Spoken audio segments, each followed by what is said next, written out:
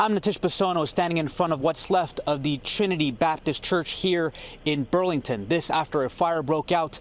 The aftermath, a charred roof, the wall still standing but spray painted with terrorist graffiti.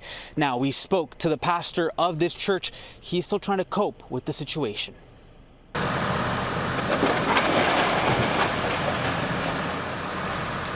It hurts. Like it's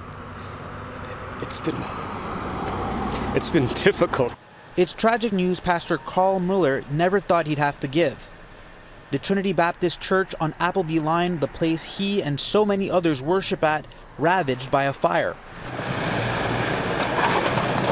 He couldn't believe his eyes when he first saw the church on fire. It's even more hard to see now, or at least what's left of it. It's a building that has our history is in it. You know, we've lived and served and worshipped here, and memories that are sacred to us are wrapped up in that building. The church is a heritage building. It's 120 years old, and many have been coming here for generations. What's also upsetting is the graffiti, the name ISIS tagged on the walls that are still standing. Kirk Wellham has been attending the church his whole life.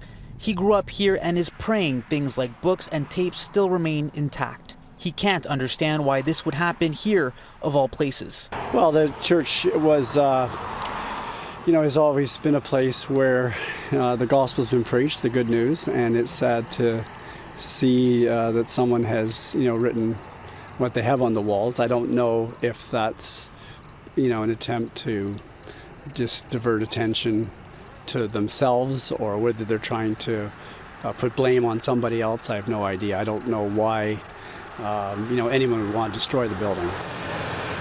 Around 40 firefighters and 12 fire trucks were called to the scene here just after 1 a.m. on Wednesday morning.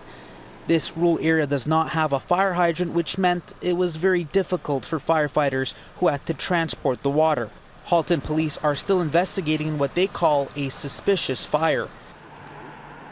As for Pastor Mueller, he said the congregation is strong and resilient. They will continue to move forward, and this won't stop them from gathering and praying elsewhere. The real church is the people, and the building is it's a place where the church meets. So I've tried to keep that in mind. Now, I'm told that usually a prayer service is held here every Wednesday. That service was held in Ancaster tonight. I'm also told that several churches in the area have stepped in to lend their facility. Now, the investigation is still ongoing, and it's still not clear the full extent of the damage.